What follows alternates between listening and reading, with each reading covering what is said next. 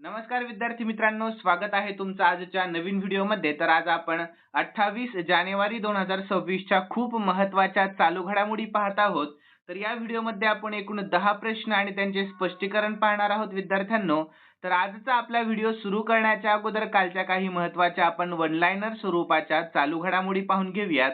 तर कालचा आपला पहिला प्रश्न होता, आपल्या महाराष्ट्राच्या सातारामध्ये सापडलेल्या सिसिलियनच्या नवीन प्रजातीला काय नाव देण्यात आले आहे? तर जेनिओफिस वाल्मिकी असे नाव देण्यात आले आहे. यानंतर 2026 नुसार कोणते शहर आपल्या भारतातील सर्वात सुरक्षित शहर ठरले आहे? तर ते आहे मंगळुरू हे शहर. यानंतर रोहित शर्माला कोणत्या क्षेत्रामध्ये पद्मश्री पुरस्कार जाहीर करण्यात आला आहे? तर क्रीडा या क्षेत्रामध्ये. यानंतर विद्यार्थी मित्रांनो, पुढील प्रश्न, तर शुभांशु शुक्ला, अंतराळवीर शुभांशु शुक्ला यांना कोणता सर्वोच्च शौर्य पुरस्कार जाहीर झाला आहे? तर अशोक चक्र हा.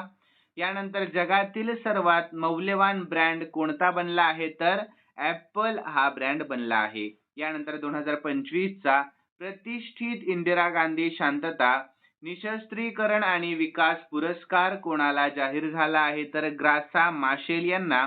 यानंतर संघटित गुन्हेगारी नष्ट करण्यासाठी कोणत्या राज्यामध्ये ऑपरेशन प्रहार सुरू करण्यात आले आहे? तर पंजाब या.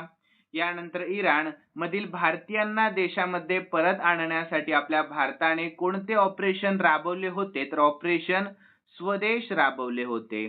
यानंतर 2026 नुसार सलग 10व्या वर्षी कोणते शहर जगातील सर्वात सुरक्षित शहर ठरले आहे? तर अबुधाबी हे. यानंतर 10वा प्रश्न कालचा आपला शेवटचा, तर ग्रँड स्लॅम एकेरी सामन्यांमध्ये 400 चा विजय मिळवणारा पहिला खेळाडू कोण ठरला आहे? तर नोव्हाक जोकोविच ठरलेला आहे. तर विद्यार्थी मित्रांनो, आपण आजच्या चालू घडामोडीकडे वळणार आहोत. आज तारीख आहे 28 जानेवारी 2026 ही.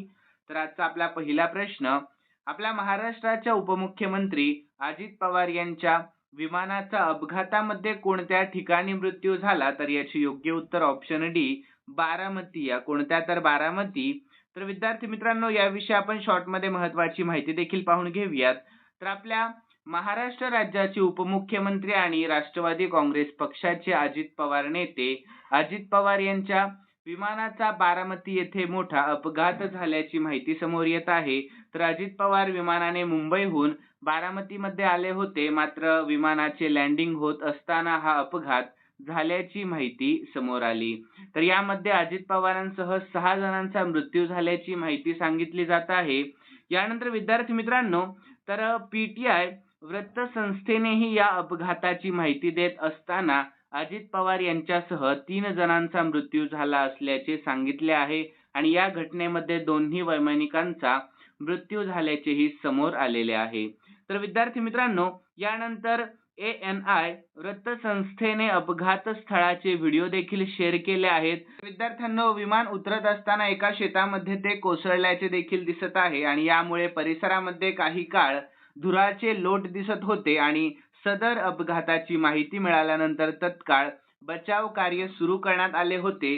मात्र अपघात इतका भीषण होता की त्यामध्ये सर्वांचा मृत्यू झाल्याची माहिती समोर येत आहे. त्यानंतर पुढील प्रश्न आहे आपला दुसरा, तर आपल्या महाराष्ट्रातील एकूण किती जणांना पद्म पुरस्कार 2026 ने सन्मानित करण्यात आले आहे? तर याचे योग्य उत्तर ऑप्शन सी, एकूण 15 जणांना. किती? तर 15. तर याविषयी शॉर्ट मध्ये आपण महत्त्वाची माहिती पाहून घेऊयात.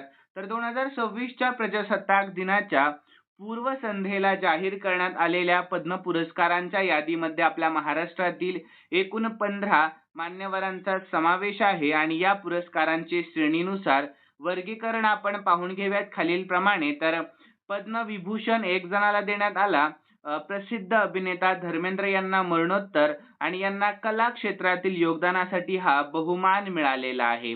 यानंतर पद्मभूषण एकूण 3 जणांना देण्यात आला, यामध्ये प्रसिद्ध गायिका अलका याज्ञिक, प्रसिद्ध जाहिरात तज्ञ पियुष पांडे मरणोत्तर आणि उद्योजक उदय कोटक यांचा समावेश आहे. तर यानंतर विद्यार्थी मित्रांनो, पुढील तर पद्मश्री एकूण 11 जणांना देण्यात आला. तर यामध्ये क्रिकेटर रोहित शर्मा, तमाशा कलाकार रघुवीर खेडकर, डॉक्टर आर्मिडा फर्नांडिस, अशोक खाडे, सतीश शहा मरणोत्तर देण्यात आला आणि इतर मान्यवरांचा गौरव देखील यामध्ये करण्यात आलेला आहे. तर विद्यार्थी मित्रांनो, तिसरा प्रश्न, तर साताऱ्याचे सुपुत्र लेफ्टनंट कर्नल घाटगे आदित्य श्रीकुमार यांना प्रजासत्ताक दिनाच्या म्हणजे 2026 मध्ये या प्रजासत्ताक दिनाच्या पूर्वसंध्येला कोणता पुरस्कार जाहीर करण्यात आलेला आहे? तर याचे योग्य उत्तर ऑप्शन डी, शौर्य चक्र. हा कोणता? तर शौर्य चक्र. तर विद्यार्थी मित्रांनो, याविषयी शॉर्ट मध्ये आपण महत्त्वाची माहिती पाहून घेऊयात. तर 77व्या प्रजासत्ताक दिनाच्या पूर्वसंध्येला साताऱ्याचे सुपुत्र लेफ्टनंट कर्नल घाटगे आदित्य श्रीकुमार यांना शौर्य चक्र हा मानाचा पुरस्कार जाहीर झालेला आहे. तर महत्त्वाची माहिती देखील आपण पाहून घेऊयात खालीलप्रमाणे. तर तुकडी तर ते 21 पॅरा स्पेशल फोर्सेस मध्ये कार्यरत आहेत आणि शौर्याची कामगिरी तर 11 ते 13 जुलै 2025 दरम्यान भारत म्यानमार सीमेवर त्यांनी एका अत्यंत धाडसी प्रिसिजन स्ट्राईकचे नेतृत्व केले होते.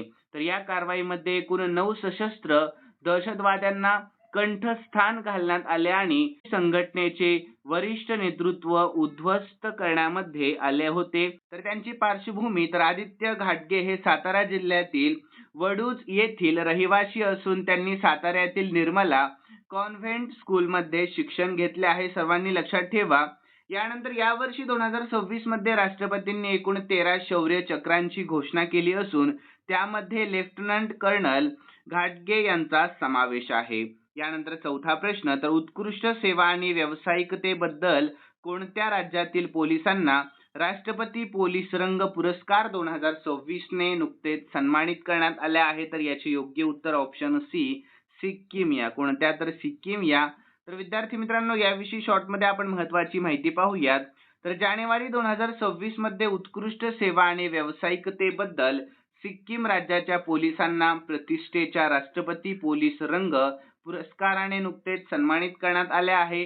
तर या पुरस्काराशी संबंधित आपण काही महत्त्वाचे मुद्दे देखील आपण खालीलप्रमाणे पाहून घेऊयात. तर निशान, या पुरस्काराला निशान असेही म्हटले जाते जो पोलीस दलाच्या गणवेशाच्या डाव्या बाहीवर परिधान केला जात असतो. तर ऐतिहासिक कामगिरी काय आहे? तर हा मान मिळवणारे सिक्कीम हे आपल्या भारतातील 15वे राज्य आणि ईशान्य भारतातील 3रे राज्य म्हणजे आसाम आणि मणिपूर नंतर ठरलेले आहे. तर निवडीचे कारण काय आहे? तर सिक्कीम पोलिसांनी स्मार्ट पोलिसिंग अंतर्गत सुरक्षा, आपत्ती निवारण आणि कायदा व सुव्यवस्था राखण्यामध्ये दाखवलेल्या उत्कृष्ट कामगिरीबद्दल हा गौरव नुकताच करण्यात आला आहे. तर विद्यार्थी मित्रांनो, याशिवाय प्रजासत्ताक दिवस 2026 च्या निमित्ताने आपल्या महाराष्ट्रातील 75 पोलीस अधिकारी व कर्मचाऱ्यांना विविध श्रेणीतील राष्ट्रपती पदके जाहीर झालेली आहेत. तर यानंतर विद्यार्थी मित्रांनो, पुढील प्रश्न आहे आपला 5वा. तर राज्यातील संशोधनाला चालना देण्यासाठी अटल विचल अग्रगामी आसाम योजना कोणत्या राज्याने नुकतीच जाहीर केली आहे? तर याचे योग्य उत्तर ऑप्शन सी, आसाम या. कोणत्या? तर आसाम या. तर विद्यार्थी मित्रांनो, याविषयी शॉर्ट मध्ये आपण महत्त्वाची माहिती पाहूयात. तर राज्यातील संशोधनाला चालना देण्यासाठी अटल विचल अग्रगामी आसाम योजना आसाम राज्य सरकारने नुकतीच जाहीर केली आहे. तर या योजनेची महत्त्वाची वैशिष्ट्ये आपण खालीलप्रमाणे पाहूयात. तर या योजनेचे उद्देश आहे राज्यातील संशोधन आणि नवोपक्रमाला प्रोत्साहन देणे आणि संशोधकांना आर्थिक पाठबळ देणे. आणि विद्यार्थी मित्रांनो, आर्थिक मदत काय? तर या योजनेअंतर्गत पात्र संशोधकांना दरमहा 25,000 रुपये विद्यावेतन दिले जाईल आणि दिव्यांग संशोधकांसाठी विशेष तरतूद काय आहे यामध्ये? तर दिव्यांग संशोधकांना दरमहा 40,000 रुपये इतकी वाढीव आर्थिक मदत दिली जाणार आहे. तर लॉन्च तारीख काय? तर मुख्यमंत्री हिमंता बिस्वा शर्मा यांनी ही घोषणा 21 जानेवारी 2026 रोजी केलेली असून या योजनेचा औपचारिक शुभारंभ 11 फेब्रुवारी 2026 रोजी होणार आहे. तर विद्यार्थी मित्रांनो, पुढील प्रश्न 6वा पाहूयात आपण. तर कोणत्या राज्याने गुटखा, पान मसाला आणि तंबाखूजन्य सर्व पदार्थांवर पूर्णपणे बंदी घातली आहे? तर याचे योग्य उत्तर ऑप्शन डी, ओडिशा या. कोणत्या? तर ओडिशा या. तर विद्यार्थी मित्रांनो, आपल्या भारतातील अनेक राज्यांनी गुटखा आणि पान मसाल्यांवर बंदी घातली आहे, परंतु ओडिशा सरकारने अलीकडेच जानेवारी 2026 मध्ये राज्यातील गुटखा, पान मसाला, जर्दा, खेनी आणि सर्व प्रकारच्या तंबाखू व निकोटीन युक्त पदार्थांच्या उत्पादन, साठवणूक आणि विक्रीवर पूर्णपणे बंदी घातली आहे. तर याशिवाय इतर काही महत्त्वाच्या राज्यांची माहिती देखील आपण खालीलप्रमाणे पाहून घेऊयात. तर आपल्या महाराष्ट्राने 2012 मध्येच गुटखा आणि पान मसाल्यांवर बंदी घातली होती, जी वेळोवेळी वाढवण्यात आली आहे. तर सध्या राज्यामध्ये गुटखा व्यापारावर अधिक कडक कारवाई करण्यासाठी मोक्का सारखा कायदा लागू करण्याचा विचार सुरू आहे. तर तेलंगणामध्ये तर मे 2024 पासून एका वर्षासाठी गुटखा आणि पान मसाल्यावर बंदी लागू केली आहे. यानंतर झारखंडमध्ये तर संपूर्ण राज्यामध्ये गुटखा आणि तंबाखू युक्त पान मसाल्यावर पूर्णपणे बंदी आहे. आणि तामिळनाडू व पश्चिम बंगाल तर या राज्यांनी ही सार्वजनिक आरोग्यासाठी 2025 पर्यंत ही बंदी वाढवली आहे. यानंतर 7वा प्रश्न, तर 27 ते 30 जानेवारी दरम्यान भारत ऊर्जा सप्ताह 2026 चे आयोजन कोठे करण्यात येत आहे? तर याचे योग्य उत्तर ऑप्शन सी, गोवामध्ये. कोठे? तर गोवामध्ये करण्यात येत आहे. तर विद्यार्थी मित्रांनो, भारत ऊर्जा सप्ताह 2026 म्हणजेच इंडियन एनर्जी वीक 2026 चे आयोजन 27 ते 30 जानेवारी दरम्यान गोवा येथे करण्यात येत आहे. तर विद्यार्थी मित्रांनो, या कार्यक्रमाचे मुख्य ठिकाण दक्षिण गोव्यातील बेतूल येथील प्रगत प्रशिक्षण संस्था हे आहे आणि पंतप्रधान नरेंद्र मोदी यांनी नवी दिल्लीतून दूरदृश्य प्रणालीद्वारे या सप्ताहाचे उद्घाटन केलेले आहे. यानंतर 8वा प्रश्न, तर मार्क टली यांचे नुकतेच 25 जानेवारी रोजी निधन झाले आहे. तर ते कोण होते? तर याचे योग्य उत्तर ऑप्शन सी, ते होते ज्येष्ठ पत्रकार व लेखक. कोण होते ते? तर ज्येष्ठ पत्रकार व लेखक. तर विद्यार्थी मित्रांनो, सर मार्क टली हे ज्येष्ठ ब्रिटिश पत्रकार आणि लेखक होते, ज्यांना बीबीसीचा भारताचा आवाज म्हणून ओळखले जाई. तर त्यांचे वयाच्या 90व्या वर्षी 25 जानेवारी 2026 रोजी नवी दिल्ली येथे निधन झाले. आणि त्यांच्याबद्दलची महत्त्वाची माहिती देखील आपण खालीलप्रमाणे पाहून घेऊयात.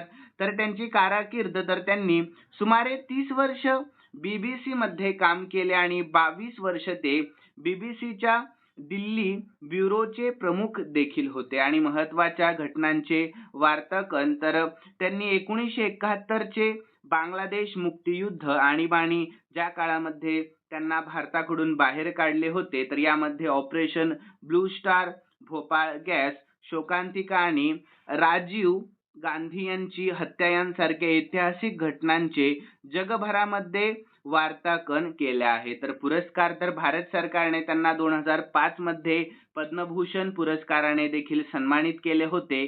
तसेच 2002 मध्ये त्यांना ब्रिटनकडून नाईटहुड पदवी देखील देण्यात आलेली होती.